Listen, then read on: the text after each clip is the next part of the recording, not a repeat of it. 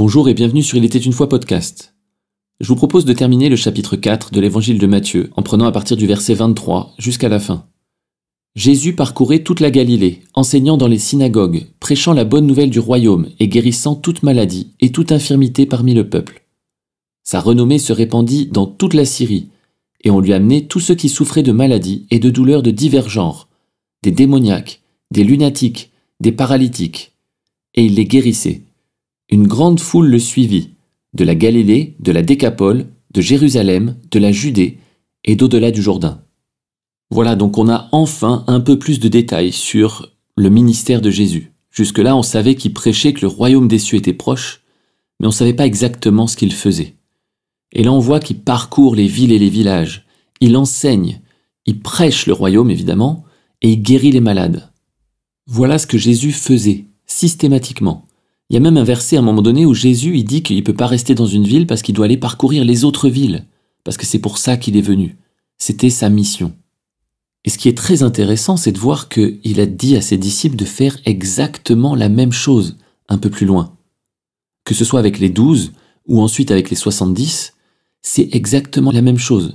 Allez, prêchez, dites que le royaume des cieux est proche, guérissez les malades, purifiez les lépreux, ressuscitez les morts, etc.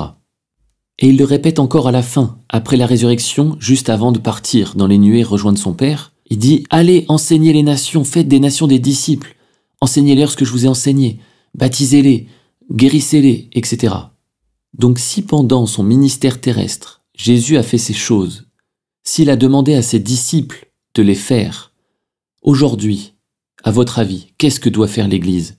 Qu'est-ce que doit faire le corps de Christ? Exactement la même chose. L'Église, le corps de Christ, doit parcourir le monde, doit enseigner, doit prêcher le royaume de Dieu, annoncer qu'il est proche et il doit guérir les malades, ressusciter les morts.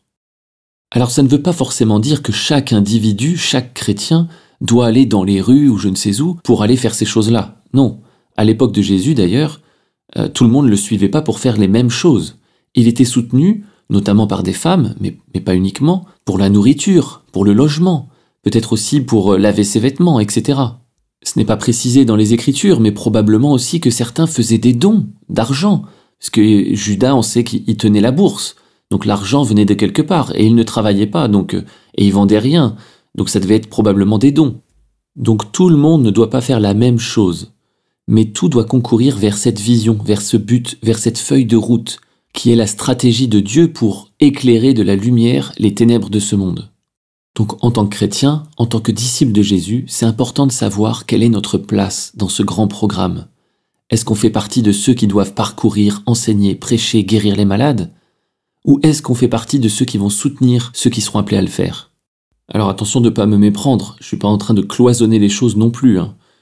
Ceux qui ne sont pas appelés à aller parcourir le monde, évangéliser, etc., sont quand même appelés à être des témoins, à vivre leur vie d'une manière sainte et être une lumière dans ce monde et interpeller les gens là où ils sont.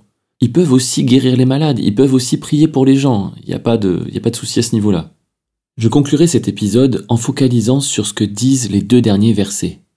La renommée de Jésus se répandait partout et on lui amenait les gens, et de grandes foules le suivaient. Donc le fait d'aller, c'est un premier pas, c'est un élément déclencheur, qui ensuite engendre quelque chose qui fait que les gens viennent à nous. C'est ça que l'Église doit provoquer. C'est exactement le mandat du corps de Christ. À bientôt sur Il était une fois podcast.